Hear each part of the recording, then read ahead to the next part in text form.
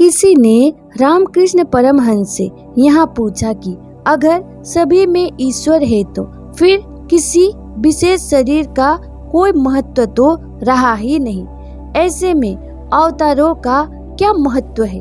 इस तरह के सवालों के जवाब में ही रामकृष्ण परमहंस ने ये सब बातें कही। उदाहरण के तौर पर रामकृष्ण परमहंस ने कहा कि अगर आप गाय को छूने के लिए आगे बढ़े और सिर्फ गाय के सींग को छुएंगे तो भी कहेंगे मैंने गाय को छुआ। इसी तरह आप उसकी पीठ पर या पूंछ पर हाथ रखेंगे तो भी यही कहेंगे कि मैंने गाय को छुआ। लेकिन अगर आपको गाय का दूध चाहिए तो वहाँ उसके थूनों से ही मिल सकता है। इस लिहाज से कह सकते हैं कि अवतारी पुरुष गाय के थून जैसे होते हैं, वे ईश्वर का दूध है। इसीलिए अवतार पुरुषों का महत्व है। भले ही कहने के लिए सब यहाँ कहे कि हमारा संपर्क गाय से हुआ है, लेकिन इस पर सबसे सटीक सवाल यही होता है कि गाय से तुम्हारा संपर्क तो हुआ है, लेकिन क्या तुम्हें उसका दूध मिला है?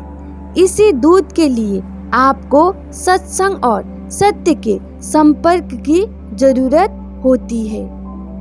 रामकृष्ण परमहंस ने कई शिक्षाएं दी। उसमें से एक शिक्षा यहाँ है कि अपना एक हाथ ईश्वर को दो और दूसरे हाथ से काम करो। जब काम समाप्त हो जाए तो दूसरा हाथ भी ईश्वर को दे दो। संसारी लोगों से वे कहा करते थे कि तुम तो पहले से ही कठिनाइयों में हो, इसलिए तुम्हारे लिए नियमों में छूट रखी है। दूसरी ओर सन्यासियों के लिए उन्होंने खास तौर पर कठिन नियम बनाए थे। सन्यासियों से उनका कहना था, तुम्हें ही लोगों के सामने आदर्श बनना है और यह साबित करना है कि माया में रहकर भी हम निर्लिप्त रह सकते हैं। तुम कामिनी कंचन से मुक्त रहकर एक आदर्श उदाहरण प्रस्तुत करो ताकि लोगों को पता चले कि यह करना संभव है। जिस चीज को लोग असंभव मानते हैं उस पर काम ही नहीं करते। कुछ लोगों पर अधिक जिम्मेदारी इसलिए होती है क्योंकि वे दूसरों के लिए निमित्त आदर्श बन रहे होते हैं और भीतर से खुद स्पष्ट होते हैं। रामकृष्ण परमहंस ऐसे ही लोगों की श्रेणी में आते थे। उन्होंने सन्यासियों को भी ऐसे ही आदेश दे रखे थे।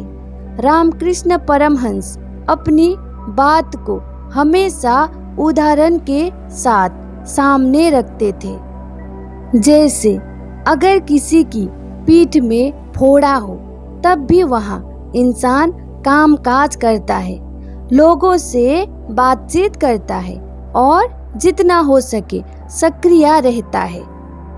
लेकिन आप देखते हैं कि यह सब होने के बाद भी उसका ध्यान उस फोड़े पर लगा रहता है, यानी उस फोड़ा उसे बार बार अपने होने की याद दिलाता रहता है। इंसान को भी ठीक यही करना है और अपने ध्यान का एक हिस्सा सतत ईश्वर की ओर लगाना है। ऐसा करने से ही आप माया में रहते हुए भी ईश्वरीय अनुभव पा सकते हैं। रामकृष्ण परमहंस ईश्वर की प्रार्थना करने के लिए भी कहते। वहाँ प्रार्थना कुछ इस प्रकार थी, यहाँ लो तुम्हारा, यहाँ लो तुम्हारा, मुझे तो केवल दो। अब आप सोच रहे होंगे कि यहाँ कैसी प्रार्थना है, इसका अर्थ क्या है? दरअसल इस प्रार्थना का अर्थ है, यहाँ लो तुम्हारा पुण्य, यहाँ लो तुम्हारा पाप, मुझे केवल शुद्ध भक्ति दो। इसे अलग शब्द में भी कहा जा सकता है, जैसे यहाँ लो तुम्हारा भला, यहाँ लो तुम्हारा बुरा, मुझे केवल शुद्ध भक्ति दो। यहाँ लो तुम्हारी अच्छाई, यहाँ लो तुम्हारी बुराई, मुझे केवल शुद्ध भक्ति दो। यहाँ लो तुम्हारा सुख, यहाँ लो तुम्हारा दुख, मुझे केवल शुद्ध भक्ति दो। शुद्ध भक्ति की कामना, याचना, शुभेच्छा हर इंसान में बदलाव ला सकती है। जब आप महापुरुषों के जीवन में घटी घटनाओं के बारे में सुनते या पढ़ते हैं तो आपको एहसास होता है कि ये घटनाएं सफलतापूर्वक घट चुकी है। मगर आज हम जिन समस्याओं का सामना कर रहे हैं उनसे भी अधिक भयानक समस्याओं को और भी कई लोगों ने झेला है और सही प्रतिशत देकर वे दुनिया के लिए आदर्श बन गए हैं। सबसे महत्वपूर्ण बात यह है कि हम अपने जीवन की समस्याओं के बावजूद भी कितना योग्य प्रतिशत दे पाते हैं और पृथ्वी पर अपने बचे हुए जीवन को किन शिक्षाओं के अनुसार बिताने वाले हैं। रामकृष्ण परमहंस बताते हैं कि संसार सूखे आम की फीकी गुठली जैसा है, यानी उसे जितना भी चाटा जाए मिलेगा कुछ भी नहीं। हाँ, इंसान को यहाँ भ्रम जरूर रहता है कि उसे गुठली से थोड़ा सा रस मिल जाएगा। रामकृष्ण परमहंस ने इन बातों को उदाहरण के द्वारा बताए हैं। जैसे पानी का एक मटका है जिसमें नीचे आग जलाई गई है। मटके में पानी के अलावा चावल और आलू है। सब कुछ एक साथ गर्म हो रहा है, लेकिन यहाँ गर्मी वास्तव में मटके की, पानी की, आलू की या चावल की नहीं, बल्कि नीचे जल रही आग की है।